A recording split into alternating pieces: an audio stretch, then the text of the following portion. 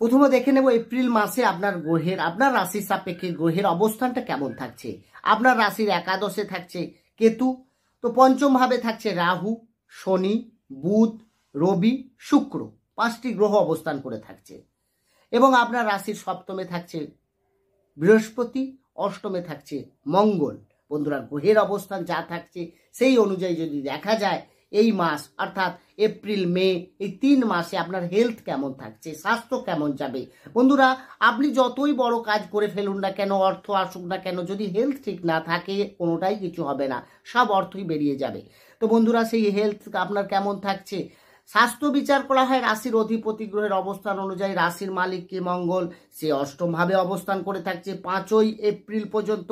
তাহলে অষ্টম ভাব আমাদের আমি সবাই জানি যে যথেষ্ট ডিস্টার্ব করে। পঞ্চম ভাব থেকে আমরা যেখানে প্রেম ভালোবাসা, যেখানে আপনার সাফল্য নির্ভর করছে, সেই জায়গা থেকে অষ্টম আপনাকে বাধা বিঘ্ন, নানা রকম দুর্ঘটনা এগুলো দেয়, ঝামেলা ঝঞ্ঝাট। তাহলে অষ্টমে যখনই মঙ্গল থাকবে তার মানে আপনাকে অনেকটা ট্রাভেল দেবে। তাহলে 5 তারিখ পর্যন্ত, 5ই এপ্রিল পর কি হবে না, মঙ্গল চলে যাবে আপনার নবম ভাবে, নিচস্থ থাকবে। কিন্তু মঙ্গলের অবস্থান তো ভালোই, নিচস্থ আপনার দেরি হতে পারে কোনো ডিসিশন নিতে গেলে, যদি সামান্য সমস্যা আসে সেগুলো সলভ করতে দেরি হতে পারে, কিন্তু ঠিক আছে। আর পঞ্চমে থাকছে রাহু, তার মানে পেটের কিছু সমস্যা আসতে পারে, আপনাকে খাওয়া দাওয়ার উপরে বিশেষ নজর দিতে হবে, বিশেষ আপনাকে ধ্যান রাখতে হচ্ছে। এবং এতদিন ধরে শনি আপনার চতুর্থে ছিল, মায়ের হেলথ নিয়ে সমস্যায় ছিলেন, পায়ের জয়েন্ট পেন, হাঁটুর সমস্যা বা কোমরের সমস্যা এগুলো ছিল, এগুলো থেকে আপনি বেরিয়ে আসতে পারবেন। সুতরাং হেলথ নিয়ে আসার আলো দেখা যাচ্ছে এই 3 মাসের মধ্যে, খুব একটা নেগেটিভ ফল দিচ্ছে না। এবার আসবো শিক্ষা। শিক্ষা বিচার করায় পঞ্চম ভাব থেকে, পঞ্চম লর্ডকে বৃহস্পতি, সে অবস্থান করে থাকছে আপনার সপ্তমে, কেন্দ্রে আছে, ঠিকঠাক আছে, যদিও শত্রু ক্ষেত্রে, তারপরে কিন্তু অষ্টমে চলে যাবে। তার মানে দেখা গেলে 15ই মে পর্যন্ত শিক্ষা নিয়ে যথেষ্ট পজিটিভ বৃহস্পতির অবস্থান অনুযায়ী।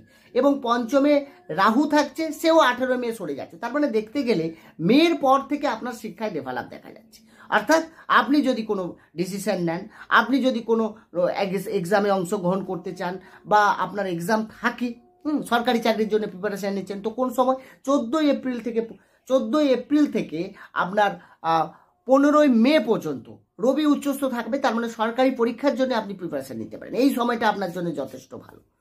বন্ধুরা, পড়াশুনোর ক্ষেত্রে মে পর থেকে আপনার যথেষ্ট ভালো পজিটিভ ফল দিচ্ছে। শুধুমাত্র 14-15 তারিখ পর্যন্ত এপ্রিলের একটু সাবধানতা আপনাকে অবলম্বন করতে হয়, কারণ রাশির মালিকও 5 তারিখ পর্যন্ত অষ্টমে থাকছে। তার সঙ্গে সঙ্গে আপনার রাশিও 14 এপ্রিলের পর রবিও সে কিন্তু আপনার ষষ্ঠভাবে গোচর করছে। তার আগে আপনাকে একটু সাবধানতা হবে। এরপরে আসবে আপনার লাভ রিলেশন, প্রেম ভালোবাসা। বন্ধুরা, পঞ্চম থেকে প্রেম ভালোবাসা বিচার করা হয়। পঞ্চমপতি বৃহস্পতি, সে যখনই সপ্তমে থাকছে, তার মানে প্রেমের কথা আপনি বাড়িতে বলতে পারেন। প্রেমের কথা, প্রেম থেকে আপনার বিয়ের একটা সংযোগ তৈরি হচ্ছে।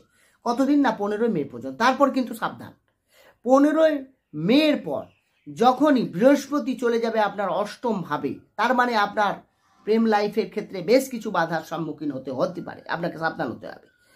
যদিও রাহু 18 মে পর্যন্ত আপনার পঞ্চমে কিছুটা ডিস্টার্ব তৈরি করে রেখেছিল। কি ডিস্টার্ব? দুজনের মধ্যে মিসআন্ডারস্ট্যান্ডিং, সন্দেহ এবং একে অপরের উপরে দোষারোপ, নিজের ভুল না স্বীকার করা, এইগুলো থাকে। সমস্যার ক্ষেত্রে, মানে যেটা সম্পর্কের ক্ষেত্রে যে সমস্যাগুলো থাকে, তার মধ্যে কিন্তু এটা কিন্তু অন্যতম, যে আমি আমার ভুলটাকে লোকের উপরে চাপিয়ে দিলাম। এতে সম্পর্ক ভালো হয় না। নিজের ভুল নিজে স্বীকার করুন, নিজে বোঝার চেষ্টা করুন, এবং আপনার যে কোথায় সমস্যা সেটা খুঁজে বের করে সেটার উপরে আপনি জোর দিন, কিভাবে সলভ হয়। তাহলে দেখবেন সমস্যা অনেক আগের থেকে বেটার হবে।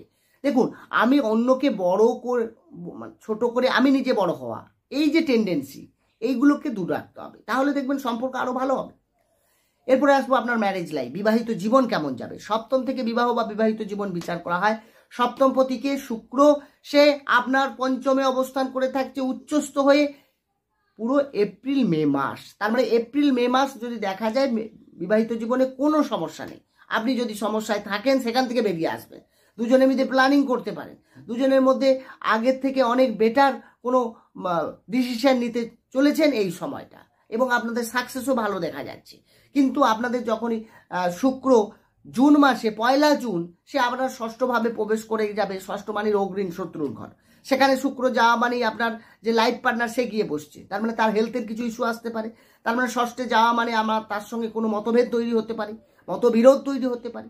তো এইখানটা একটু সাবধান হতে হবে। জুন মাসটা সাবধান, এপ্রিল মে মাস ম্যারেজ লাইফ ঠিকঠাক। এরপরে আসবো আপনার ভাগ্য। ভাগ্য বিচার করে নবম ভাব থেকে। নবমের অধিপতিকে চন্দ্র, সে তো রাশি পরিবর্তন করে কুইক।